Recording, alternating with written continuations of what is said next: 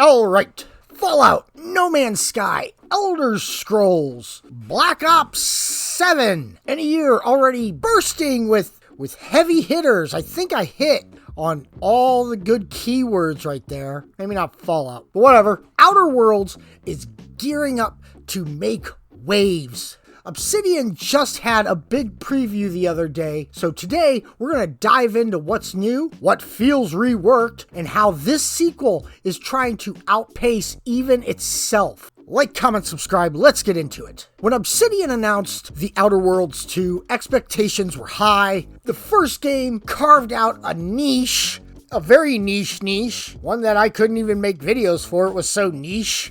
Blending sharp satire, branching RPG systems, and a bold sci-fi aesthetic. In this preview, reviewers stress that while there's a recognizable lineage, Obsidian is pushing bigger, deeper, and more ambitious this time. Games Radar describes it as an RPG that feels epic in scope, but dense in detail. They also emphasize the critical path may be just 10 to 15% of the content, signaling that the space between major story beats will be meaningful. So, meaningful side quests. That's nice.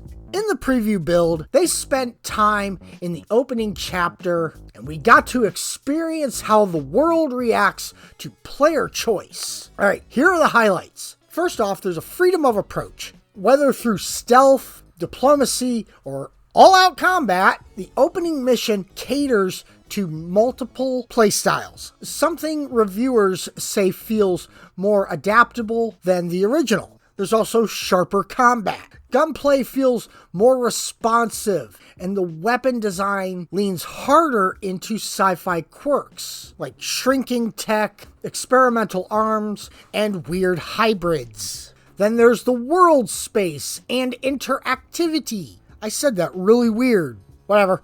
The spaces between story beats feels brimming with ambient lore, and that's something we all love, especially me. I love lore. That's why I play the Elder Scrolls. That's why I play Fallout. I want lore.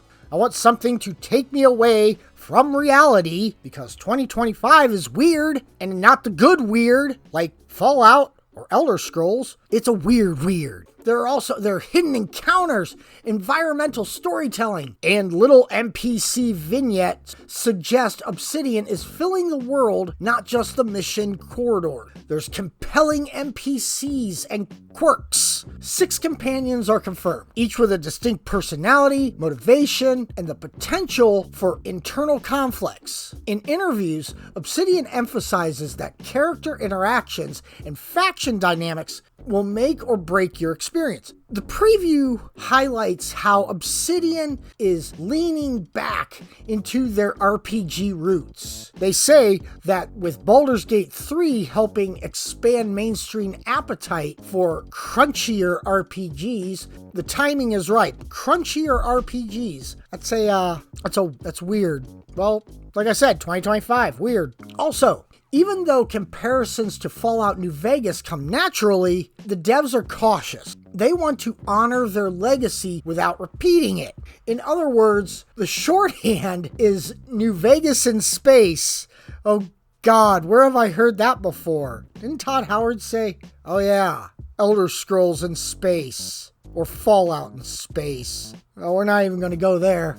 Anyways, the shorthand is New Vegas in space, but with divergence. One telling detail, romance is not confirmed, and in fact, Games Radar suggests Obsidian is approaching relationships more organically than inserting traditional romance art. Good. I don't really do romance side quests. I mean, even in Elder Scrolls, I didn't have any kids. I just lived alone in a house. And I had a whole bunch of money. Don't have kids. You live alone. You have a whole bunch of money. People show you pictures of their kids. You open your wallet. You say, I don't have pictures of kids. I got pictures of dead presidents because I got money. I digress. So what's really bigger this time around? In the first game, large stretches of world felt more like filler. In Outer Worlds 2, Obsidian's intent seems to be bridging that gap. Every mile should feel worth traveling. There are meaningful consequences, actions in the preview, ripple, NPC factions, dialogue changes, and side missions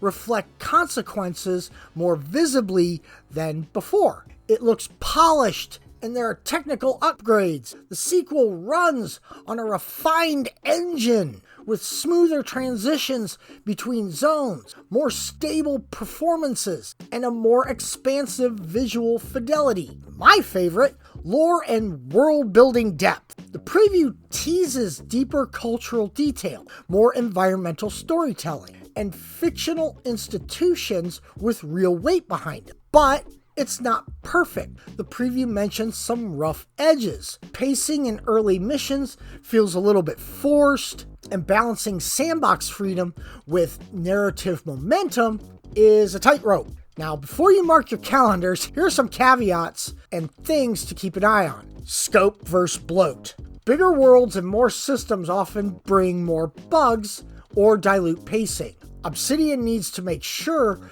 the extra content isn't filler. There's also character depth risk. With more companions and branching arcs, some may feel underwritten if not carefully handled. Balancing choice and narrative. If the game tries to let you make every decision, the core story may weaken. Then it comes down to technical performance. Preview builds are polished, but real-world performance across consoles will test Obsidian's optimization. The Outer Worlds 2 has a lot riding on it. Legacy, ambition, and fan expectation. From what we saw in the big preview, it's not just bigger, it's more considered. Obsidian seems intent on making every satire, every conversation, and every decision matter. October 29th, 2025 is the date. And yes, I will be making videos on it, so stay tuned because I may have more stuff on the Outer Worlds 2 later on this month. If what we previewed is any indicator, Arcadia may become one of the most memorable sci-fi RPG worlds in years. If you like this preview breakdown, drop a thumbs up, subscribe for more, because I don't just do Fallout anymore. I do a lot of stuff now. I do No Man's Sky. I will be doing Light No Fire when it eventually comes out. I'm doing Outer Worlds 2, branching out. I'm discovering new things. Now let me know in the comments which feature you are most excited for. Is it companions, weapon systems, world design, or branching mission structure? I don't know, I'm just looking for something new. So now I'm going to go play Fallout 76 and No Man's Sky. Alright, bye.